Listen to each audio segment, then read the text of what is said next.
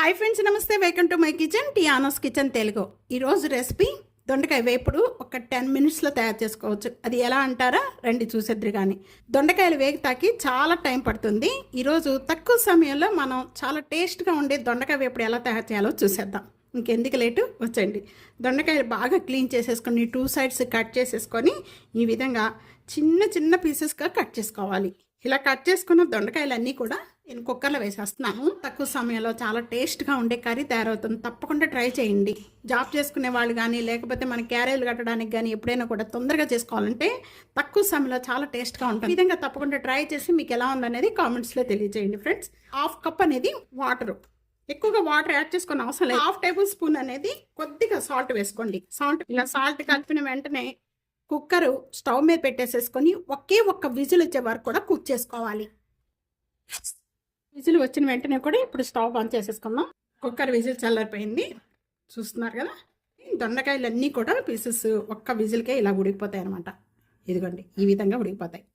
ఇలా ఉడికిపోయిన వెంటనే కూడా ఇప్పుడు మనం ఫ్రై చేసుకుంటే ఒక 5 నిమిషాల్లోనే దొండకాయ వేపుడు రెడీ అయిపోతుంది. దొండకాయ వేపుడు తయారు చేసుకోవడానికి ఇక్కడ ప్యాన్లో ఒక 1/2 కప్ అండి పల్లీలు వేస్తున్నాను. ముందు పల్లీలు వేయించేసుకుందాము.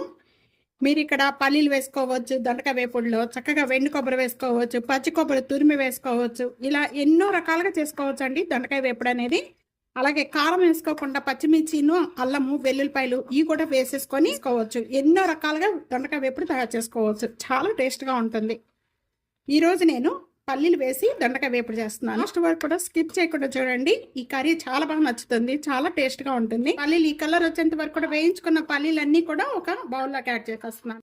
సేమ్ ప్యాన్లోనే ఇప్పుడు 2 టేబుల్ స్పూన్ ఆయిల్ వేస్తున్నాను.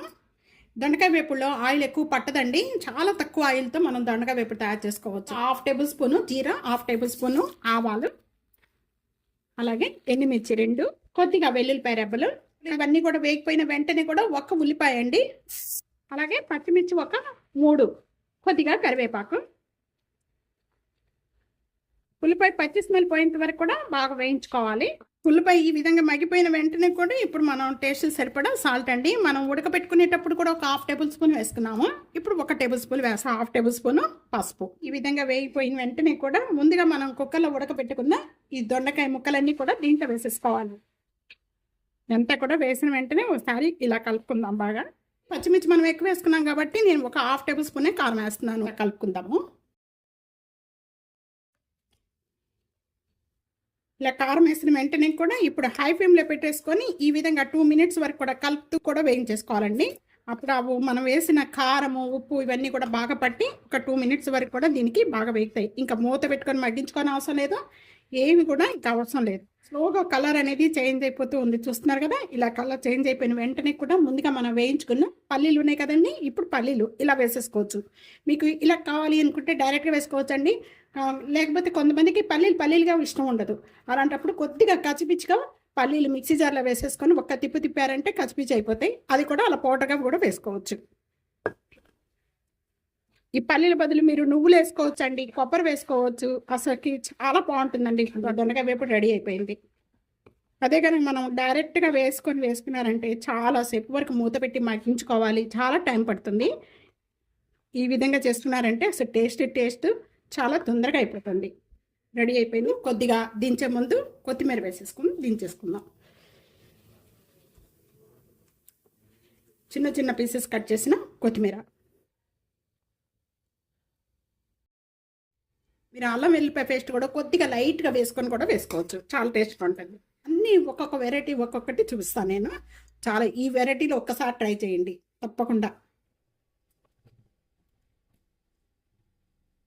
చూసారు కదండి, చాలా సింపుల్గా చాలా టేస్ట్గా ఉండే దొండకాయ వేపుడు రెడీ అయిపోయింది. తప్పకుండా ఈ రెసిపీ ఇదే విధంగా ఒక్కసారి ట్రై చేయండి. ట్రై చేసి మీకు ఎలా ఉందనేది కామెంట్స్లో తెలియజేయండి. వీడియో నచ్చితే కనుక ఫ్యామిలీకి, ఫ్రెండ్స్కి video share and like, comment, subscribe చేసుకోవడం అస్సలు మర్చిపోదు friends. Thank you for watching. Next వీడియోలో అలా మంచి మంచి వంటకాలతో కలుద్దాం. అంతవరకు సెలవు, బాయ్.